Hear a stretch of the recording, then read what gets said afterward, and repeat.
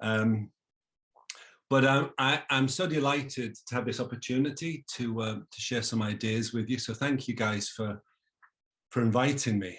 So my name's Steve Noone. I'm a retired clinical psychologist. Spent all my career working with folk, children and adults who have a learning disability and this thing, behaviour that challenges. And I spent a couple of years up in Newcastle developing a PBS course. And more recently, I've gone back to Bangor, and look at this opening slide. I mean, it makes our university look so good. Unfortunately, it's messed up the rest of my slides, but just for this one slide. So at the moment, I've gone back to research, and I've just got a grant. And together with a colleague down in Cardiff, we're going to start looking at how can we help staff in special schools and parents of the children. And the Welsh Government has released some money to look at the impact of COVID. So our proposal is to try and develop a package to help folk understand what goes on. How do I go from feeling as if I'm okay to actually struggling? And I think we know an awful lot about this. And clearly well-being is on everybody's agenda. I think the head teacher of one of the schools said, I'm absolutely sick of well-being and being bombarded by requests and people trying to sell things. But what we're trying to do is we want to develop some, based on my learning up in the Northeast, e-learning. And we're going to have some sort of blended learning approach to help people reflect on their experience. Knowing about it ain't enough. We've got to help people connect with the processes that get in the way of them flourishing.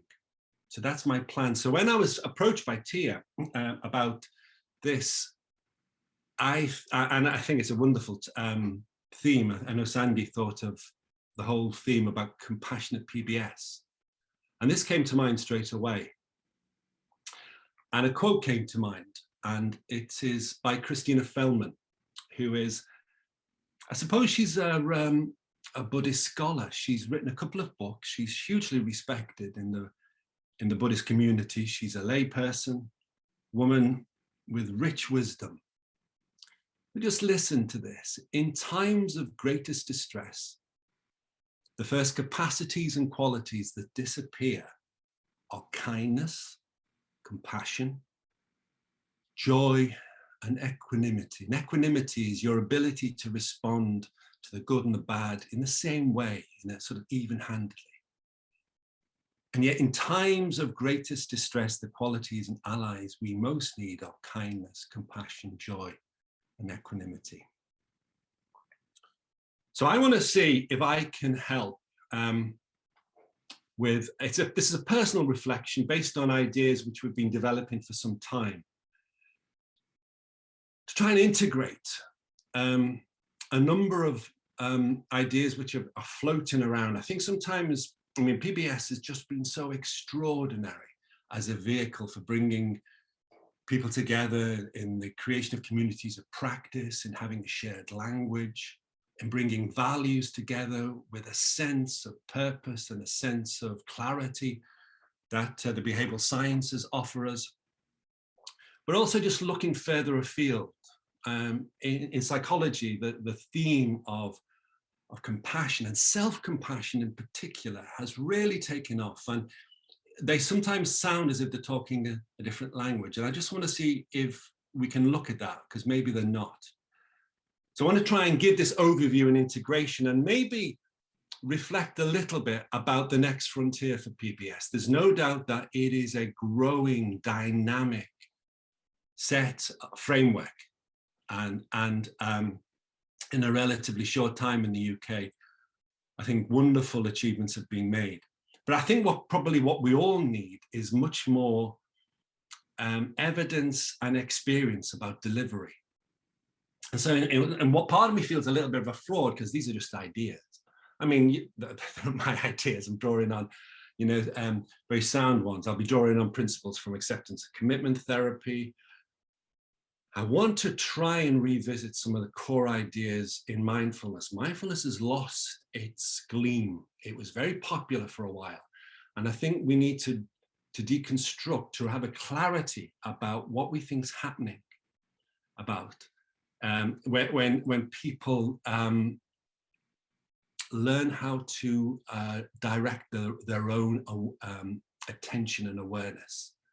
I think there's something really crucial in that may have enormous benefits if we can work out how to make it accessible. And there's some evolutionary science here, and then I'll be drawing on ideas from self-compassion and Paul Gilbert's ideas. So hopefully I can make some sense of this. I know this is important, and I know I'm talking to people, with big hearts. That's why you're on this day. And I also know if whoever's out there listening to me, that life gets tough. And the stuff I'm talking about, resonates with all of us, with you, with me. We all from time to time struggle. We feel overwhelmed. We get that sense of foreboding. We can't sleep. Our hearts are racing. We're not in the moment. We feel as if we're failing. We feel as if we've left our confidence behind. And if just acknowledging that, because these are the things that make us human. But the other thing that makes us human is our capacity to problem solve and to collaborate. And I hope that this is a small contribution to that. Now, let's set some context, because, hey, compassion, man. Look what's happened to board certification. Those of you who are waiting for those magic words so that you can get your 1 CEU are now, who are board certified behavior analysts, are now committed to these 4 ethical foundations. And over the years, this has changed. And for the first time now, why are people behavior analysts? So they do work that benefits others, and they operate. Look at these, look at that number 2, with compassion that promotes dignity and respect. That we will behave with integrity and ensure our level of competence. It's hit mainstream. Behavioral analysis is catching up and actually bringing something to our understanding. I mean, some of you may have seen this paper that came out last year in Behaviour Analysis in Practice. Jessica and Rora and some colleagues just try to operationalize, okay, if this is in the ethical code, what are we going to do? And she's talking about your traditional peripatetic service who work with families. And how can we ensure that we are operating within this principle of to be compassionate, to work collaboratively? And so they've created a scale, as any good behavior analyst would. But what a lovely idea that now in training and in supervision, can you demonstrate that you are genuinely collaborating? Is the real active listening? What does it look like, this compassion? So that's it, I just draw attention to that. But if I'm thinking about context, we also have to own up that this term behavior and behavioral has become toxic to many, and especially with the neurodiverse community. And I wanted to at least put this up here. And then when you put it up there, it kind of leaves a shudder. It's from an interview, Eva Lovas from the early 70s. And Lovas was a complex character. He did some wonderful, innovative work, but he got this so wrong. The idea that he was building a person and not to recognize the fundamental principle that whoever the person is we're working with, then they are an example of how our humanity is being expressed. And as a behavior analyst, we work collaboratively. As PBS specialists, we work in conjunction together to enhance that person's life. So this whole idea that someone is not quite a person is hugely destructive. And I think just having these, I mean, it didn't take me long to find this on the internet. And I know it creates maybe a distorted view of what many of you guys are doing. Well, clearly it makes a hugely distorted view of what you guys are doing. But we have to recognize that we got it very wrong in the past. And this is a quote from Frank and Wilson, who, from the early 60s, who recognized that people were making assumptions when they were coming out of those laboratories and thinking it was just going to go, it was easy to go into clinical practice. And it's taken many decades for us to realize, to learn the whole host of skills that are necessary so that we can use behavioral sciences in a compassionate way. And when you read,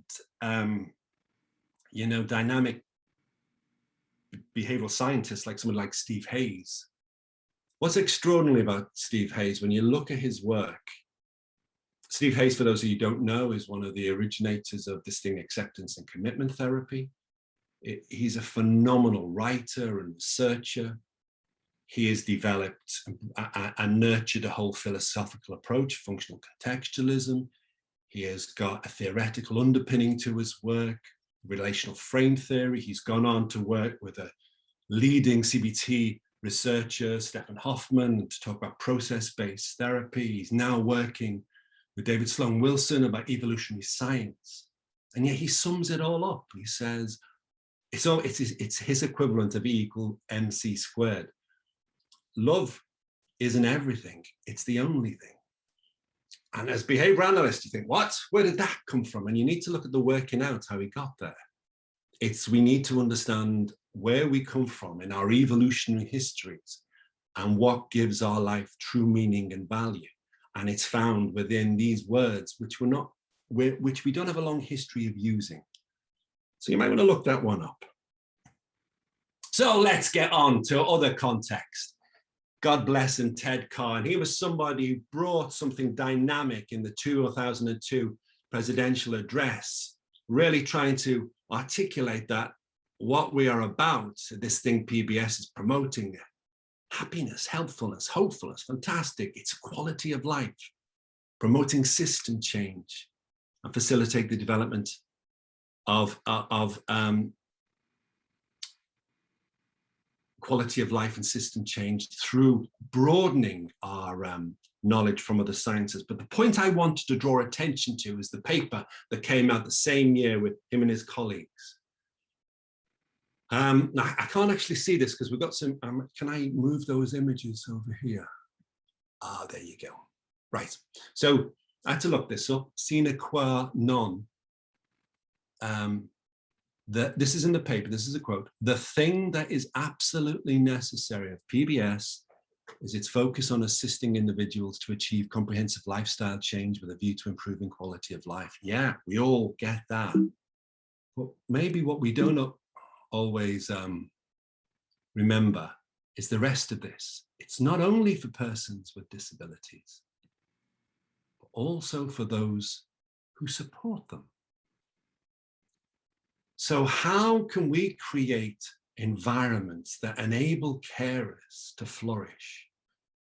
Because if people are flourishing, and I should have said this, I'm very aware social care at the moment is under the cosh with problems with retention of staff, with the impact of COVID. And I'm very mindful of this. So when I come here and say, oh yes, what we need is nurturing environments, I'm very cognizant of where people are. And I'm hoping though that we will get over this. People do need decent salaries as well as psychological understanding of the situations.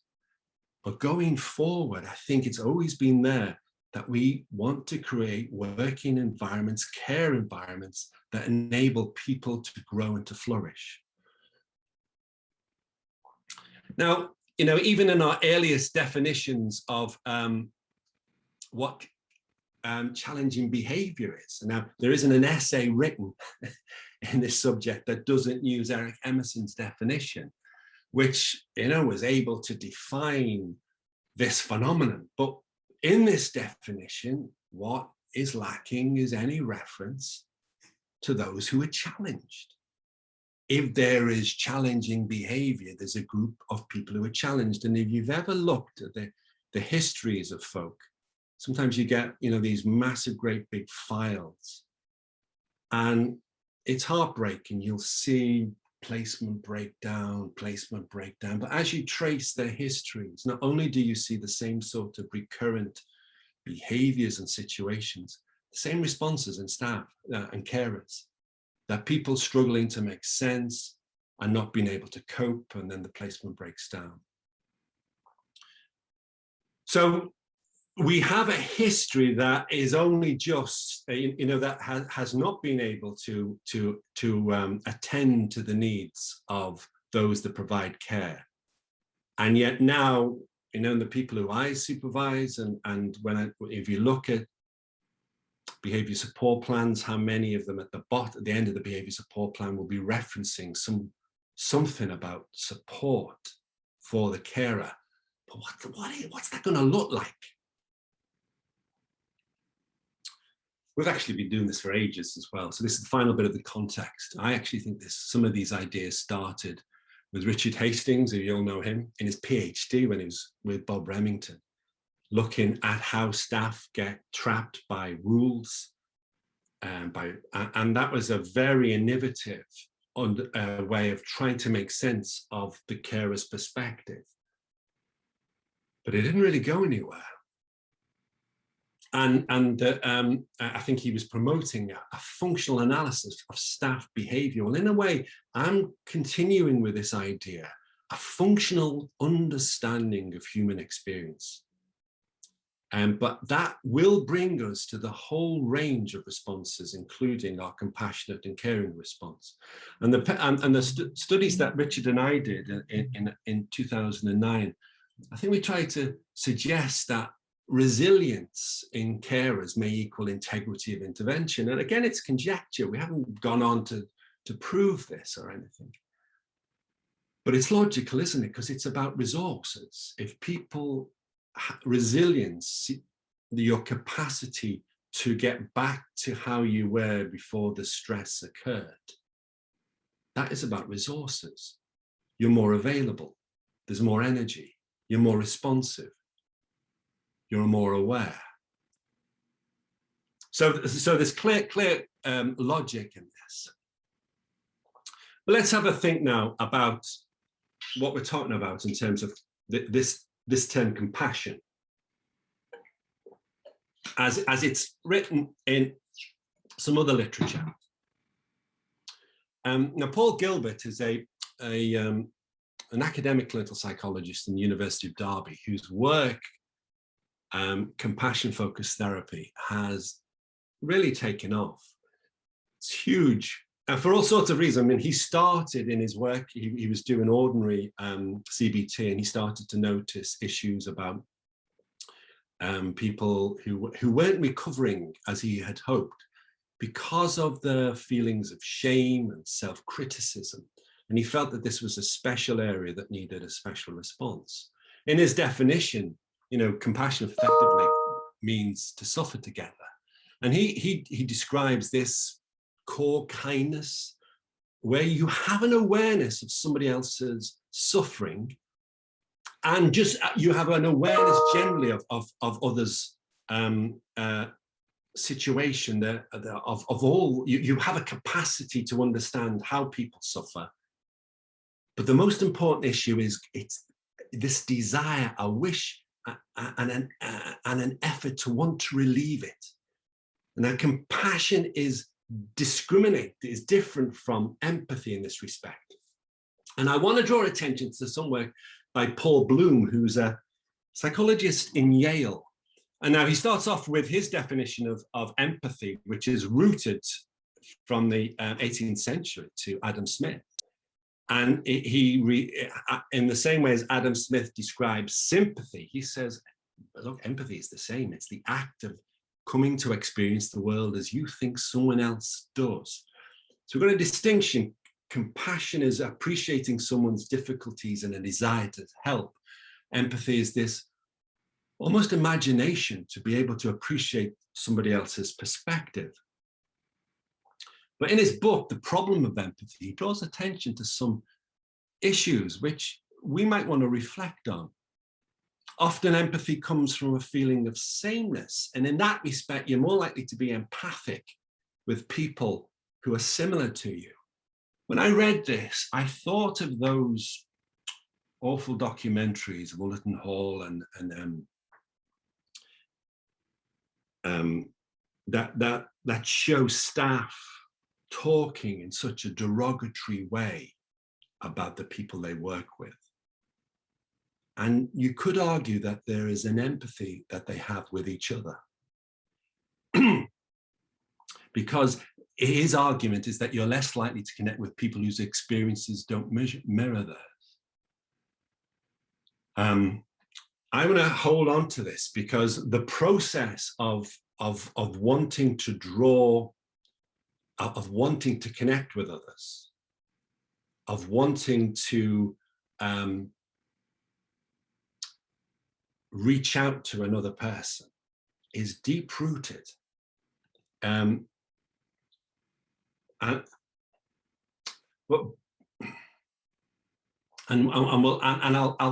explore this as a biological model that Paul Gilbert offers.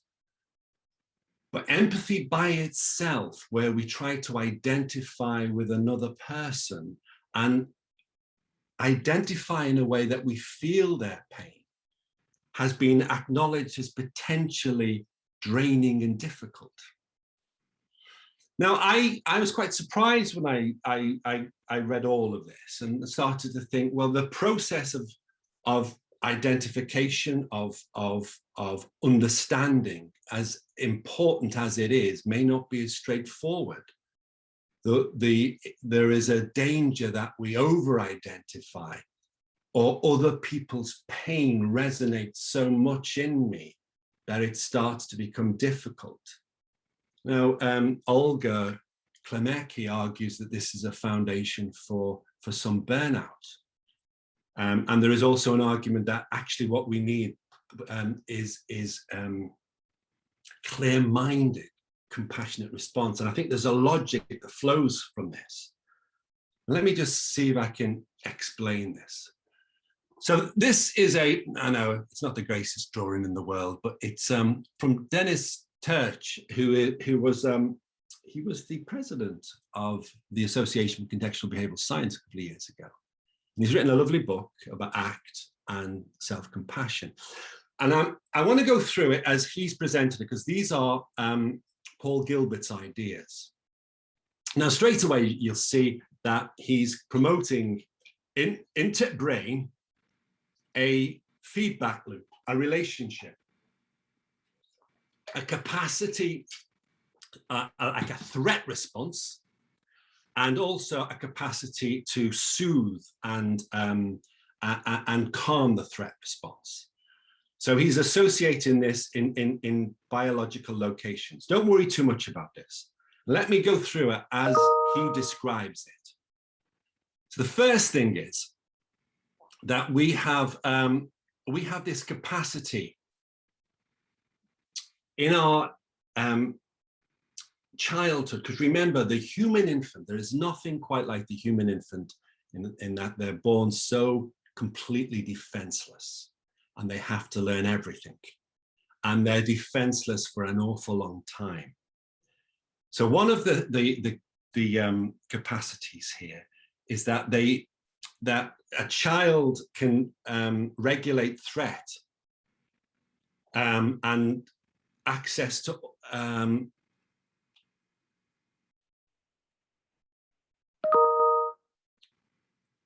they regulate their sense of threat by being soothed by others. That's what this means. So effectively, kids, it's about the separation anxiety that is created when mum leaves the room in an 18-month-year-old. That is hugely functional because the child effectively is calling out, here I am, and it's creating a response in the parent who finds the cry aversive and response. Now, they don't use those words, but let's just stay with this a bit longer.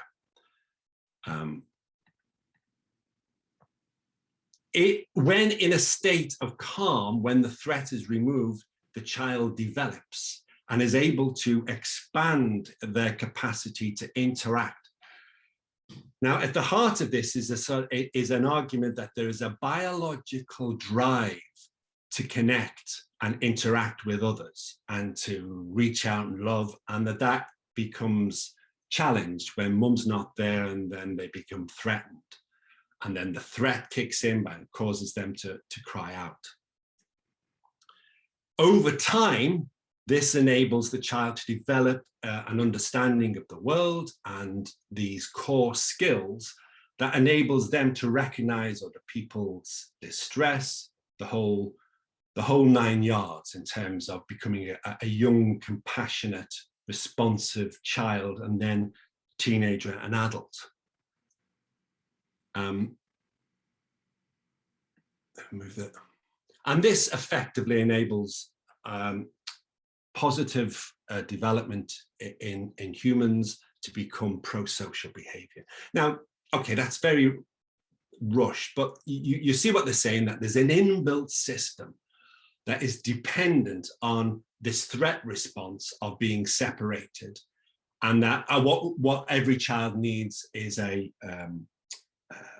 strong attachment, that the response of the parent is enabling to the soothing of this threat response, and that over time the child grows to be able to soothe their own threat response. So it's a core idea in attachment theory that you have emotional regulation through that relationship.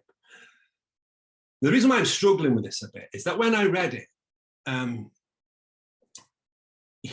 Paul Gilbert also talks about the phylogeny and ontogeny, that the biological component is phylogenetic. Now, if you're not, forgive me, this is horribly technical on one level, but it's a really important point, that we are biologically predisposed through our evolutionary history. We have these predispositions. We are hardwired to be compassionate, as we are hardwired to have this threat response. And then we go on to develop repertoires. And that's what ontogeny is, the range of skills.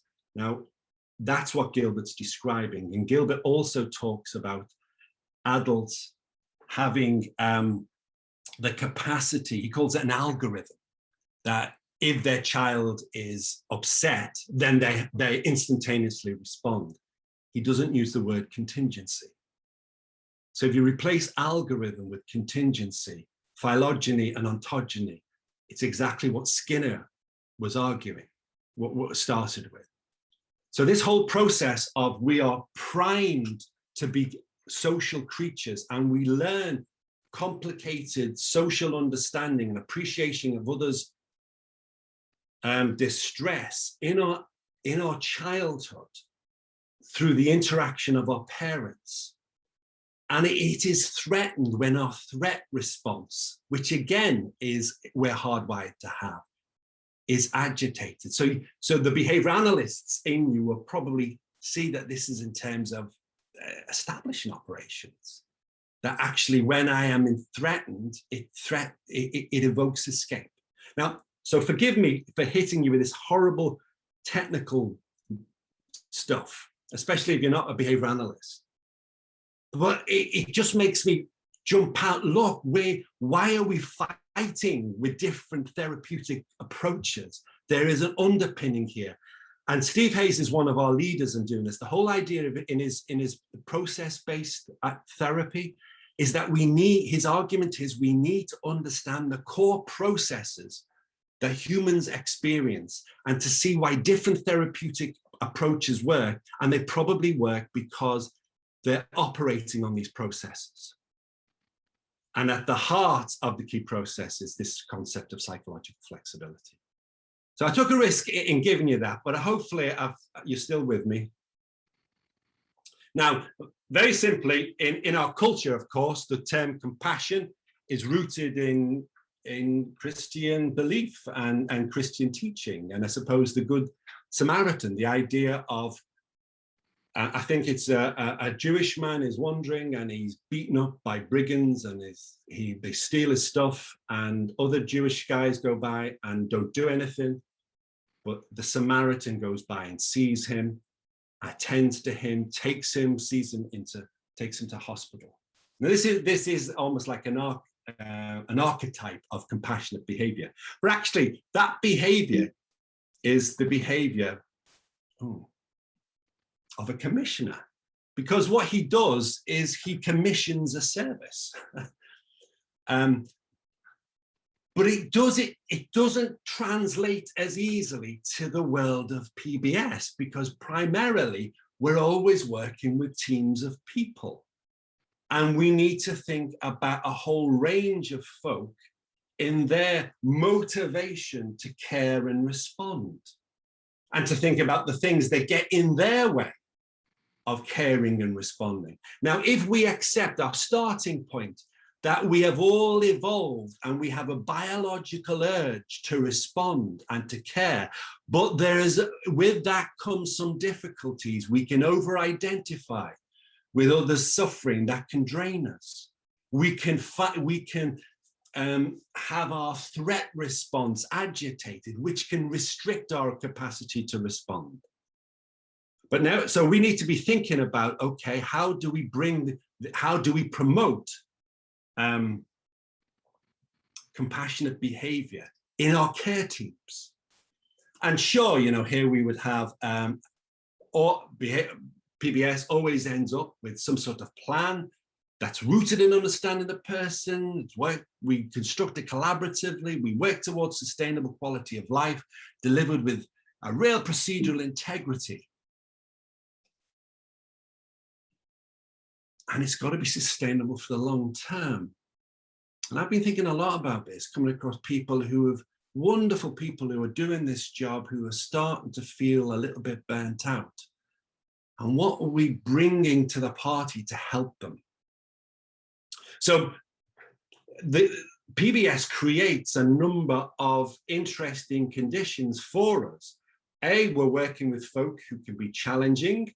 That means there are those who will be challenged, and that means they will have their threat response, their fight and flight response activated. That may impede some natural capacity to be compassionate. And actually, the whole dynamic of caring and identifying with somebody's suffering may of itself be burdensome. This is still conjecture, but what I want us to be able to do is to identify possible processes that we might want to think about. So how important is it for us to care for these folk who provide PBS, and what are our options? Well, obviously, if you look around for well-being, the government made this investment in the 5 ways to well-being. And I know a number of services have drawn on them. I worked in a very large mental health trust. And one of the great things about that trust is they had a lot of peer support workers, people who had recovered from mental health problems and now acted as staff who were providing support.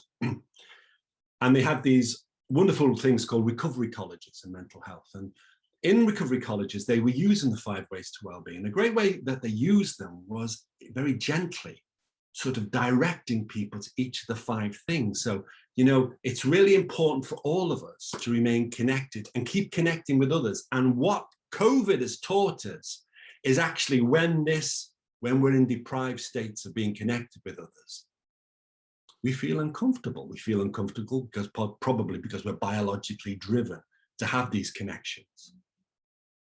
Other people continue to regulate our emotions. Another one of the 5 is just that we should be generous and give. That of itself. Again, when I was thinking about this talk, Richard Davison, who was a neuroscientist in Madison, Wisconsin, and he spent his whole life researching meditation and mindfulness. And the problem with mindfulness as an intervention for well-being is it takes a long time. What takes far less is simple compassion training, where you learn, it's a simple meditation of self-talk, of wishing somebody well, being generous, It's almost, imagine when you have to write a card for somebody who you care about, who's come to the end of maybe they're retiring, and you spend a few minutes in that writing. We could probably wire you up, and we could and identify the positive effects that Davison's talking about. That there are natural caring opportunities for us to regenerate ourselves, and one of them is in our generosity with others. Clearly, being active, this is one of the simplest things for maintaining well-being, and to have something that works for you. Now here, be aware and take notice. The 5 Ways to Wellbeing was constructed by a review of a wide range of literature, and there's clearly a strong literature linked to learning to be a better meditator and to develop your awareness. But people are uncomfortable to use the term, and so you have this sort of less clear, just being more aware. We do know that spending time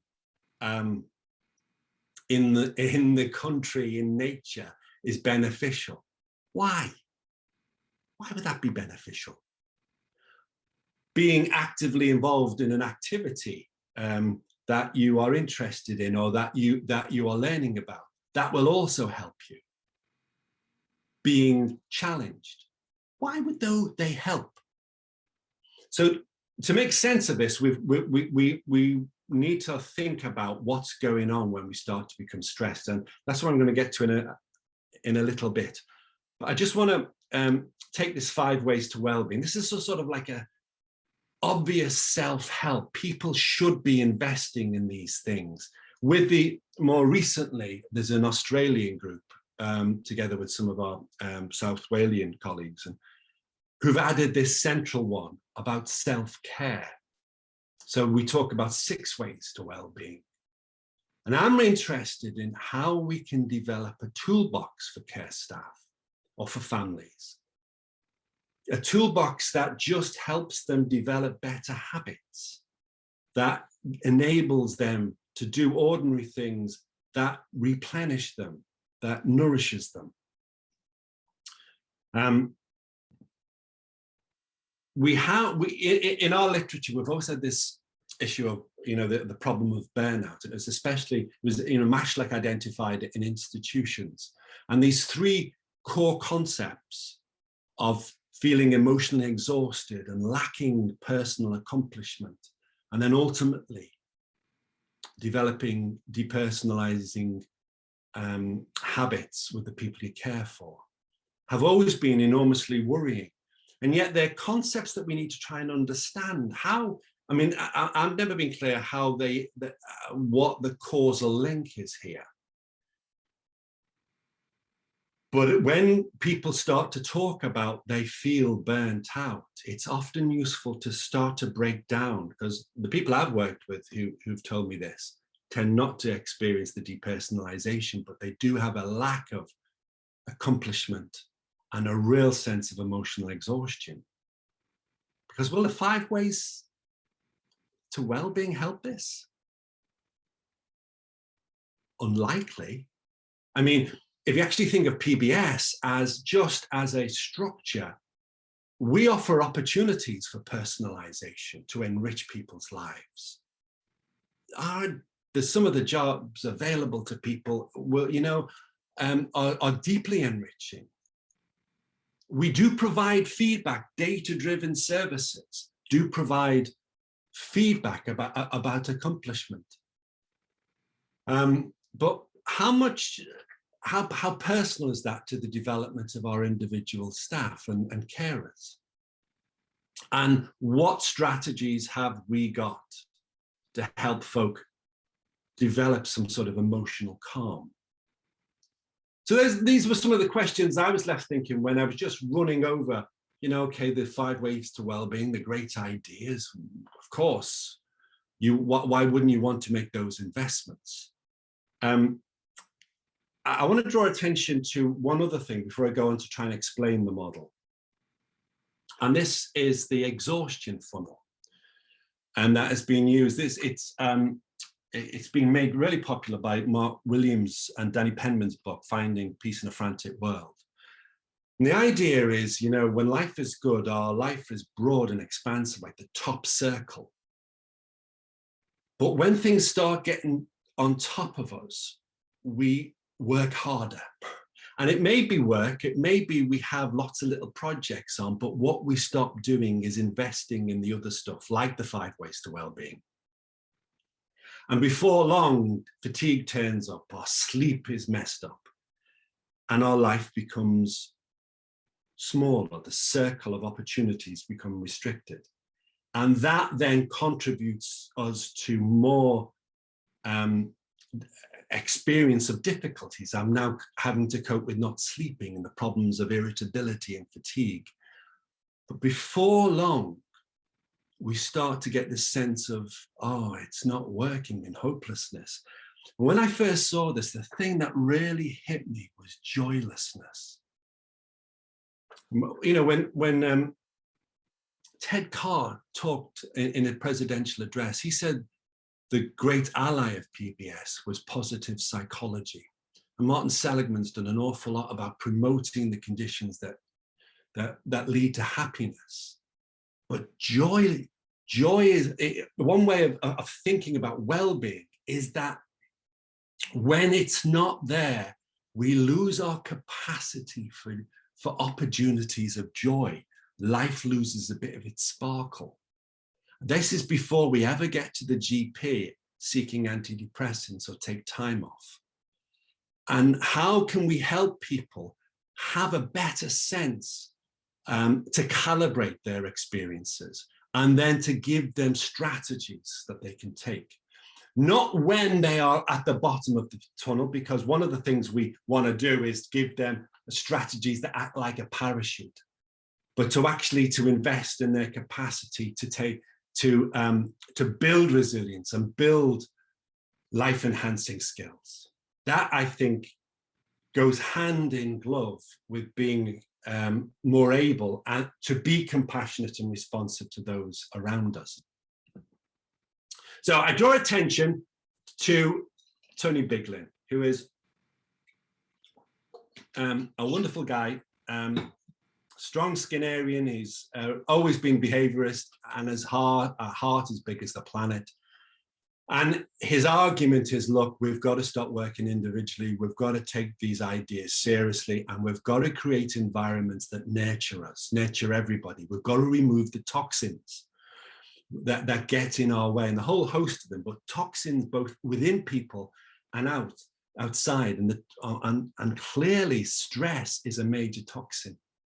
So if we're creating work environments where people feel under the cosh, where they don't understand the person they're caring for, where they could be from time to time kicked, then they are going to, in all likely, experience high levels of autonomic arousal, which is just like the threat response.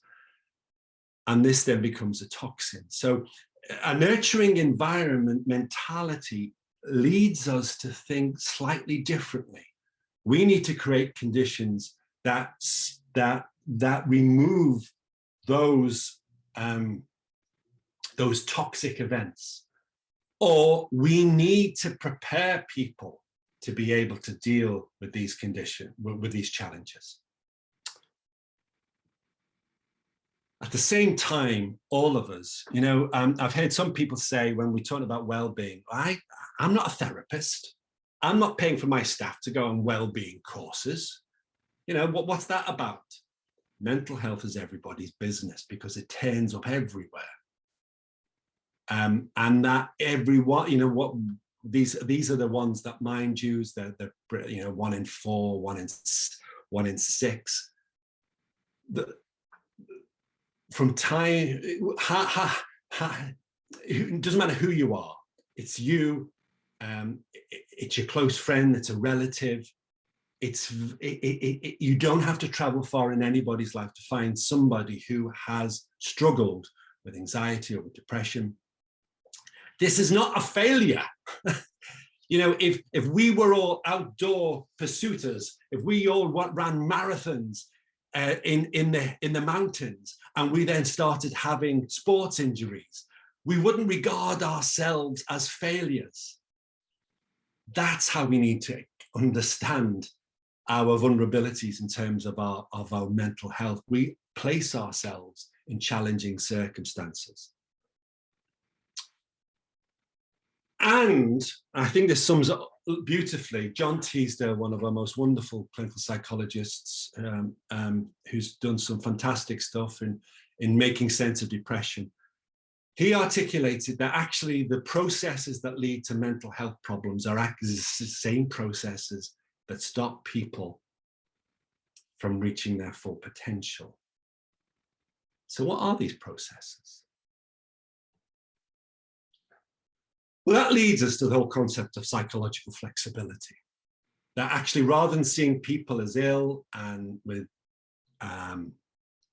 we need to start seeing psychological flexibility, and psychologically inflexibility gives us a broader way of making sense of human experience. Steve Hayes and his colleagues they've not published it yet, but they're trying to review, I think it's 56,000 RCTs of random control trials using therapeutic approaches.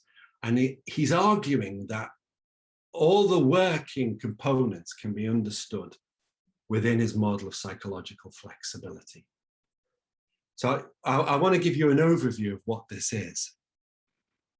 But our starting point, there's a poet whose name escapes me. He says, "The world is not made of atoms, it's made of words."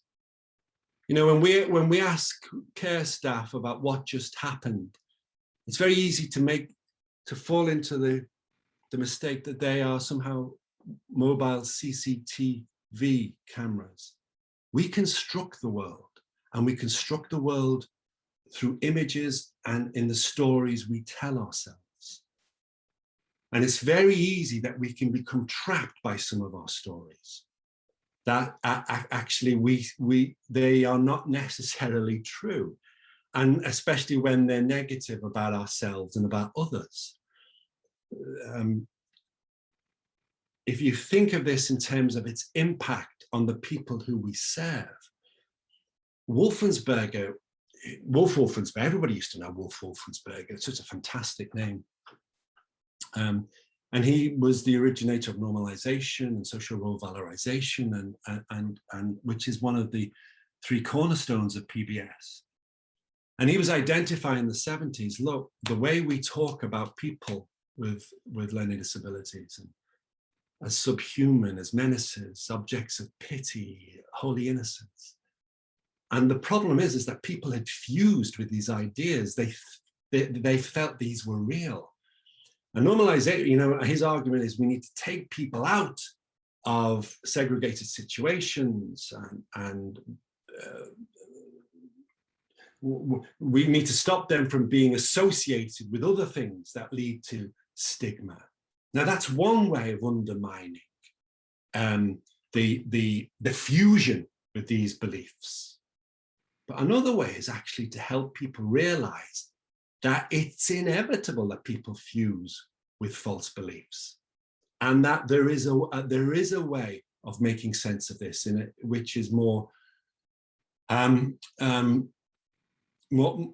dynamic and hopefully more helpful to the person who has these negative views. I love that quote I just put in there. "I am not what you think I am. You are what you think I am." Leave that with you.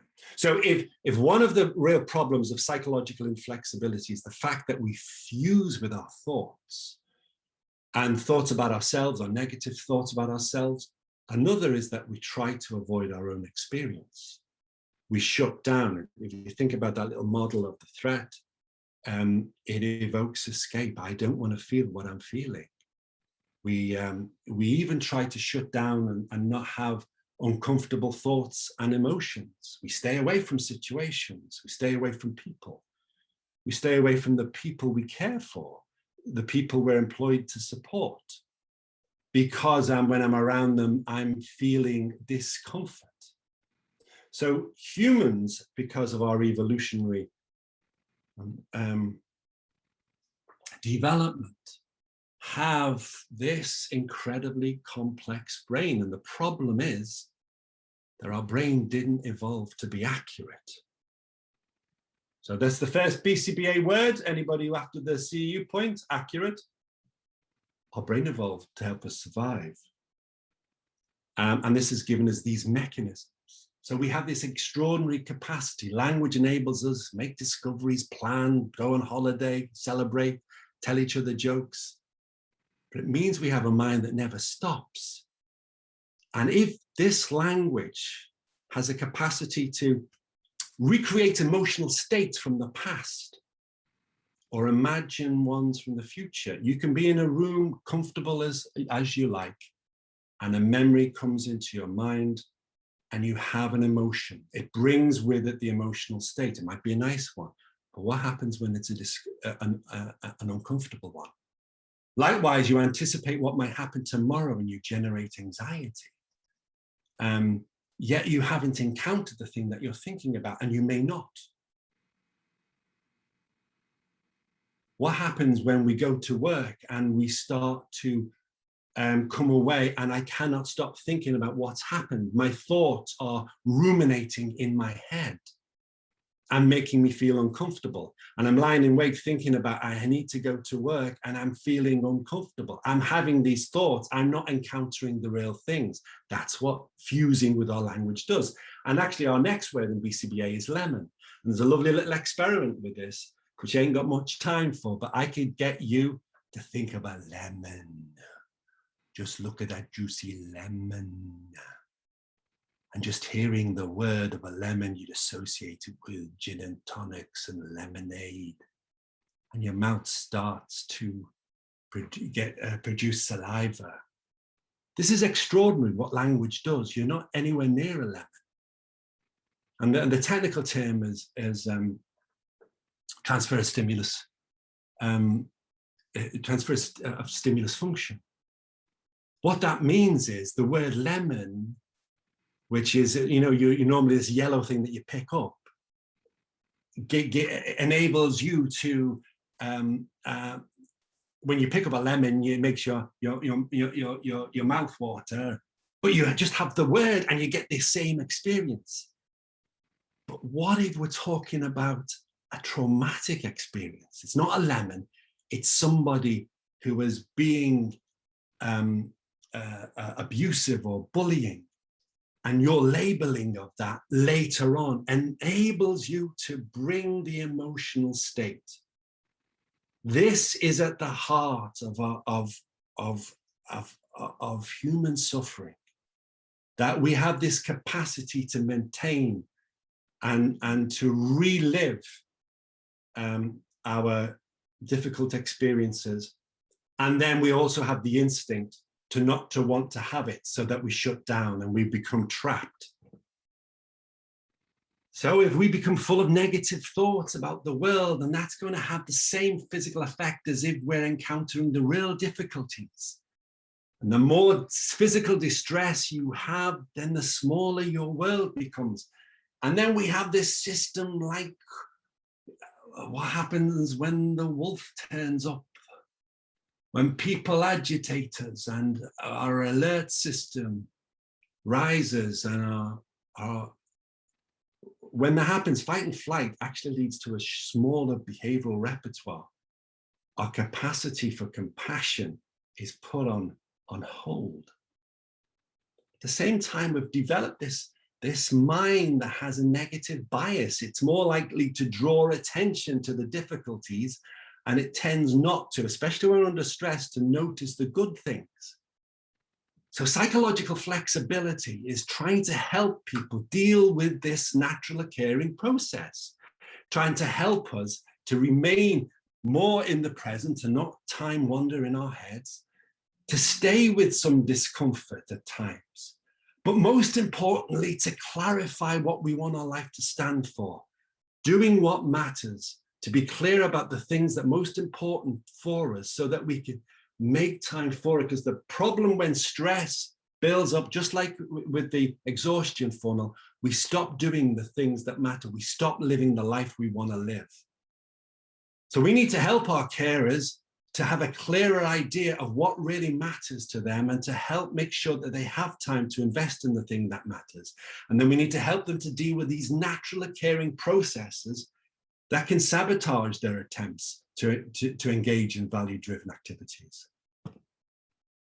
We need to in our inductions, in our training, we need to normalize these processes. From time to time, life will get tough. And we need to prepare our carers for this happening. Okay, that you are having a little bit of panic and you are ruminating, but there are things that we can do to help you with this. It's so important that we give time for folk to clarify what's most important in their life. And when I do this with carers, inevitably, it's about being a caring person. That will be, because that is a biologically driven motivator. So clarifying our values will, in all likelihood, bring people in contact with the things that matter. And matter for our services in creating more compassionate responses. So we knew, how are we going to help our staff with these wandering, how do we bring them on the leash? You know, if they're not enjoying the job, if they start to blame others, if they start to blame the person they're caring for, how often have you heard, have we done that on purpose? He knows what he's doing. The honeymoon period is over. He's working his ticket. He's targeting. These are all blame-based rational responses caused by a mind that's trying to make sense of a situation they don't understand. Yeah, our functional-based assessment helps, and our plans help, but maybe we could prepare people just to be better aware, better at noticing their own mind. Very briefly, I just want to draw attention to self-compassion, and Kristen Neff, who's done some lovely stuff. She talks about the danger of self-esteem. And the thing about self-esteem, you know, in our culture, it's seen as really important. Good self-esteem. Yes, I've got a good self-esteem. The problem with this culture that we're operating in, you can't even be average. To have a good self-esteem, you've got to be successful. Your parents talk about the kids. Oh, he's so bright. He's so clever. Oh, he can do this. He can do that. We like to tell everybody about our achievements, which is great. You know, let's celebrate them. But we create a rod for our own back. We have to live up to this.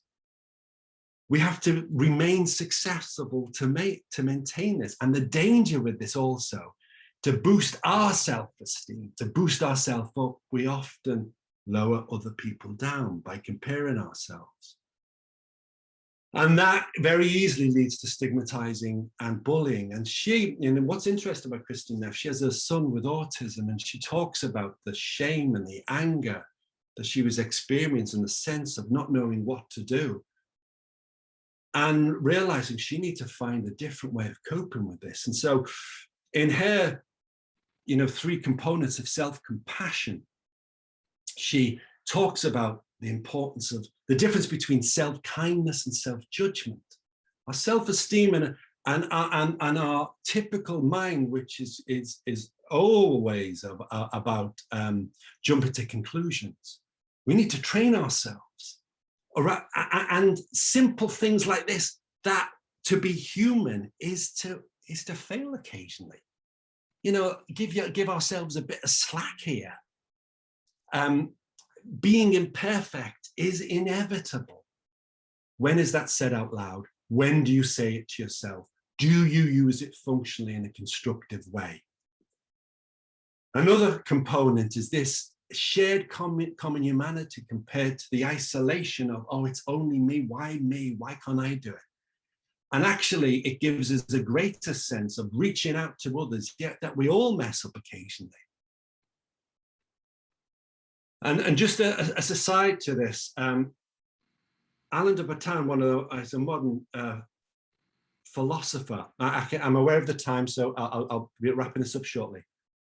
He talks about psychological asymmetry. It's really hard to know what other people think, and your experience of the world is based because you see the world from the inside, and you see all your insecurities and difficulties, but you're totally dependent on others, on what they choose to tell you. And this is problematic because you end up thinking it's only you who feels like this. And I think the nurturing environment that Tony Bigland's talking about is creating a situation where we can be more honest, and that then we can benefit from understanding that we're all struggling, and that enables us all, that will enable us to promote our own self-compassion. And finally, this is so important, to take a step back from these negative self-evaluations and to see them just as thoughts. We are not our thoughts. Now, this is central. I'm going to race through this. But to be able to do this is it's a skill. We know that the research seems to tell us that mindfulness works because it helps you disentangle from our thoughts. You stop believing them as being true. You're more likely to see them as transitory. And you'll know this definition of mindfulness, Jon Kabat-Zinn, paying attention on purpose in the present moment and not judgmentally, but he's expanded it. He now talks about it with curiosity and kindness in the service of others. Now, I think we need to revisit mindfulness. You don't have to have a shaved head to stop being mindless. And the problem is when we are not mindful, we're mindless. When you are not there, you're not there to know you're not there. Ella Langer, who wrote that lovely book on mindfulness, which got nothing to do with meditation, argues that we need to be more attentive, to be more present, because the danger is our life passes us by. And she has this phrase, when we're mindless, we are typically in error.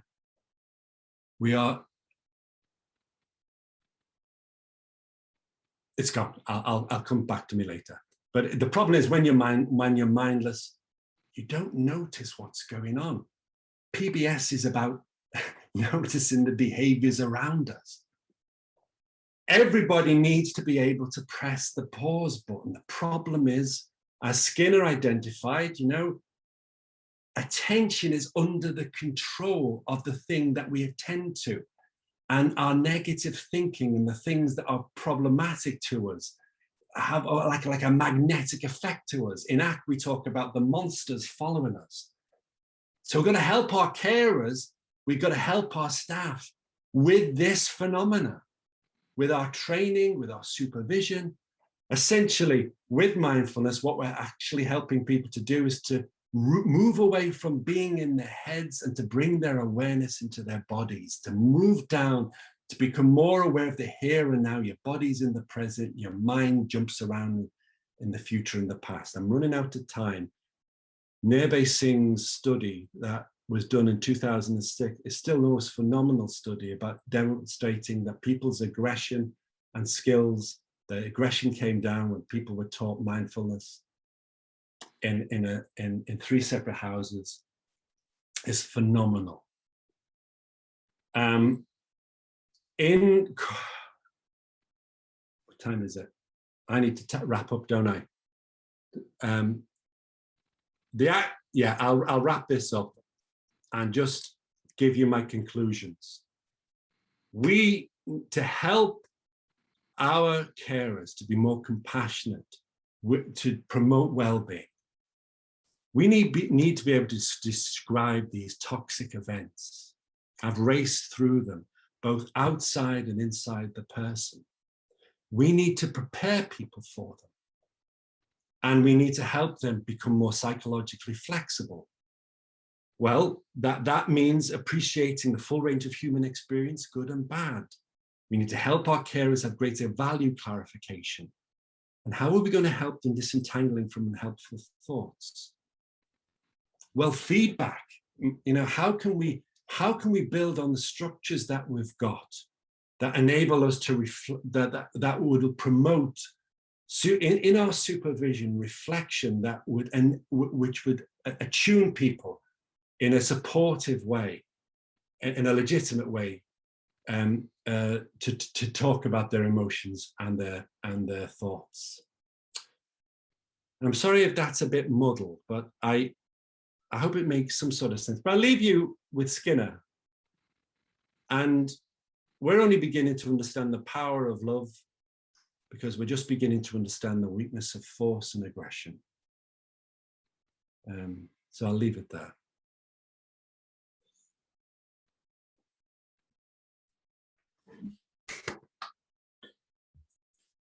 Steve, thank you so much. There's claps coming in, there's all sorts of positive comments that were coming through in the chat, and a really interesting perspective on it, and a call for us to look at things differently. I mean, I've got some thoughts I'd be interested in sounding you out on. But we had one, and I tried responding in the chat, as I'm sure you'd agree, but one of the listeners, one of the audience, had said that the majority of people who are cared for, as early on in the presentation, are cared for by unpaid carers. So ignoring these family or friends and only focusing on paid staff or carers will lead to a deficit in this discussion. And I said that I'm sure that you would agree, but I just said that absolutely no. It was because of the word compassionate and related. It just led me down a narrative about paid carers, and we have the first group of people we need to work with are family carers. The first group of people we need to work with are family carers. And the work we're going to be doing in our school project is, with school staff, but with family carers. And we know that family carers have a network of support already. How can we build on this? Clearly, we need to give people these same skills, and then we need to facilitate some long-term support and supervision. And what we're really interested in doing is using these networks to allow that to happen. But no, oh no, forgive me if I gave that impression. It's so important. It's essential. And when we talk about nurturing environments, it's the whole 9 yards around people. And I hope we're going to be able to come up with a shared understanding between paid carers and family members that goes to the heart of the issue about it's worth caring for this person, and we celebrate the compassion that we're developing, but we also appreciate that we all find it difficult, but we know ways of overcoming that. Mm-hmm. So yes, so apologies for that.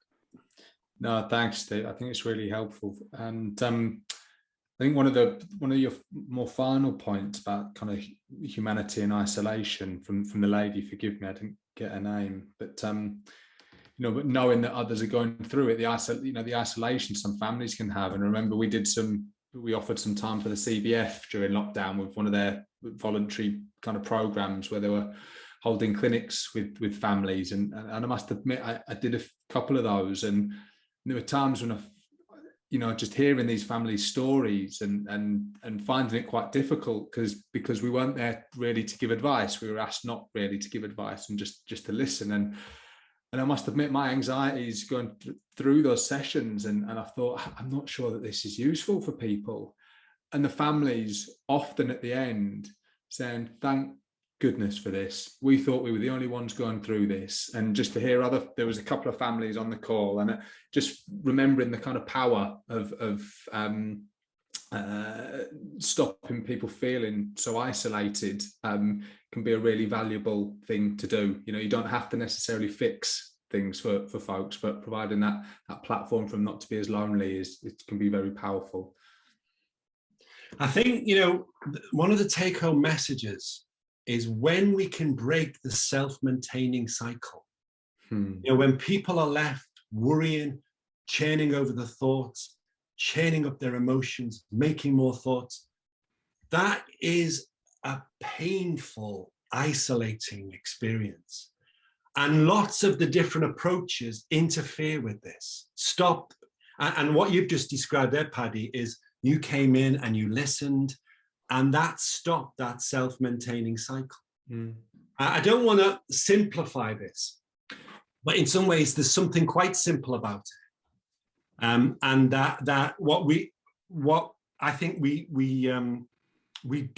know enough now that maybe we could think about how do we get this information out to people so that they think, actually, you know, people have their challenges and they feel anxious, but then they blame themselves, or they think that they're not coping, or there's something wrong with them. And if we can tackle that, and then we can work on the others as well. No, that's a really helpful way of looking at it, Steve. And you know, I've not considered it in that way, that kind of rumination for people, and sometimes just having to stop. I'd get in trouble, Steve, if I don't go to Tia next. I can see she's got a hand up waiting patiently. And you're super well trained, haven't I? I just, I think you've left me feeling really excited, Steve, about the future of positive behaviour support and about where it's going, where our profession, our field, and our science is going. And I knew I suspected I was going to feel that way when you brought up Skinner's original quote and called it out for being totally incorrect. You know, well-meaning or not, we got that wrong. Our field got that wrong early on. And I love seeing us owning some of this and looking very constructively at how we might do things differently. So I feel I've got a wee fire in me, I think, about how good it's going to look in the future. So just to check, was it the Lovas quote that you were referencing there, not the Skinner? Yeah. The Lovas quote. Sorry, did I say Skinner? Whoops. Yeah. No, yes, the Lovas quote. Apologies, the Lovas quote. And I just thought that was where PBS is going. Being upfront about some of those discussions, I think it can only take us to great places. I'd agree wholeheartedly. I think we are. In fact, I should stop asking questions because we're at the end. Yeah, it's not an opportunity for me to keep asking questions, Steve.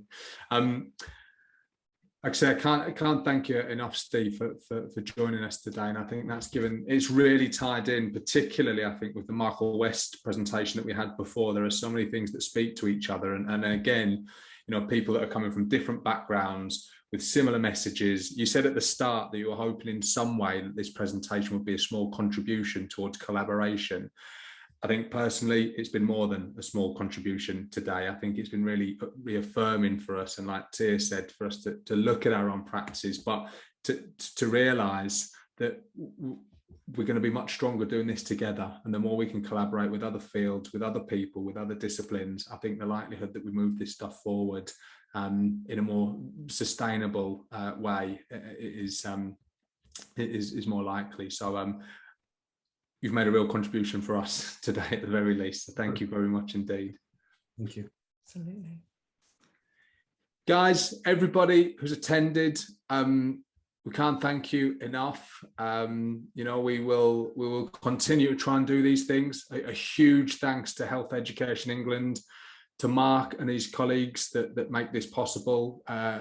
People like Steve, who've so generously given their time. And it's a really rough experience presenting to nobody. It's a weird experience. Those of you that have done it know how weird it is. And so thank you, Steve, for putting yourself through that. Thank you to all our other presenters for doing that. Thanks for the amazing questions that people have given. And yeah, I think those pro-social approaches, if we can take a bit of compassion or be a bit nicer to each other, and just like Michael said in the last presentation, I think Steve's saying here, start with yourself. And for those of you that have been desperately waiting, go and get that gin and tonic. Now Steve's got us all with lemons. Lemons, yeah. Thank you so much, everybody. We'll see you again soon.